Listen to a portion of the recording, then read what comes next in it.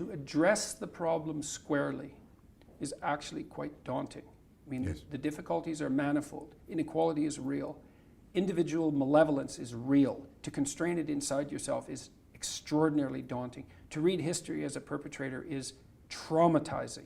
These are hard things. And then to think through the problems of addressing something like inequality instead of reacting to it in a knee-jerk, compassionate manner and implement policies on that basis that are going to be counterproductive, that's also extraordinarily difficult. So there's difficulty as part of it. And then I would also say, well, we haven't talked about the resentment that drives the discussion of inequality. It's not like everyone on the left is overwhelmed by compassion and that's why all these brutal things tend to happen. It's that they're also overwhelmed by the same sort of jealousy that Cain had for Abel and the same sort of murderous impulses that emerge very rapidly as a consequence of that jealousy. He has more than me. He must be a perpetrator. It's morally obligatory for me to take him out. Well, that's an easy message to sell. I read about how the communists dekulakized the Russian countryside. So imagine, it's Russia. You're in a village. It's 30 years, something like that, after the serfs have been emancipated. There's a few agriculturalists who've managed to produce successful agricultural enterprises. And, you know, maybe they have a couple of cows, they have some land, they're able to hire a few people, and they're raising almost all the food, right?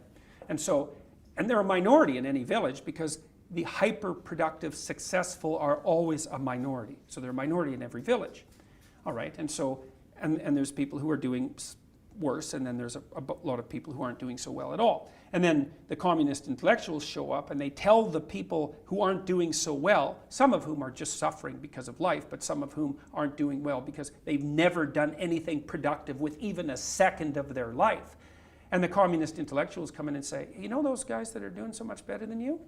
Yeah, they actually stole all of that from you. And you're morally obligated to go take it back. It's like, oh man, you know, after 6 cups of mead, let's say, or let's say 10, or let's say 20, and I'm drunk out of my mind, and I've got my cruel buddies with me, and we're all resentful right to the core because we've wasted our miserable lives, and now we have an opportunity to go, like, down the street to our wealthy neighbor's house and to rape his daughters, and we can do it in the name of good. It's like, well, there's a story you can market. And that happened everywhere in the Soviet Union. And so they wiped out the Kulags. It's like, great. And then 6 million Ukrainians starved to death. Yeah, that's right. Brilliant. Yep. I'm a farmer. Brilliant. The Ukraine was the breadbasket of Europe. That's what it was. Then it became a region pathetically unable to feed itself. And yet, the same sort of worldview that gave rise to that, we're now being told, you use the word neo-Marxist. Many people in Australia use the word cultural Marxist. I've got an old friend who said to me, what are you talking about, John? You know, free capitalist Australia is not going to let that happen here.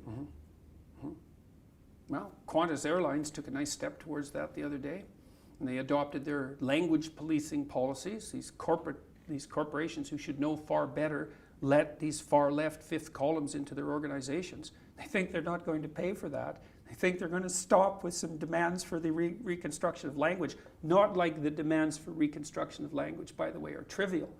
They're maybe the most important thing you could possibly demand, right? I want to reshape the way you speak. I want to reshape the way you think. It's like, well, that's okay, as long as it doesn't interfere with the bottom line. It's like, it'll interfere with the bottom line.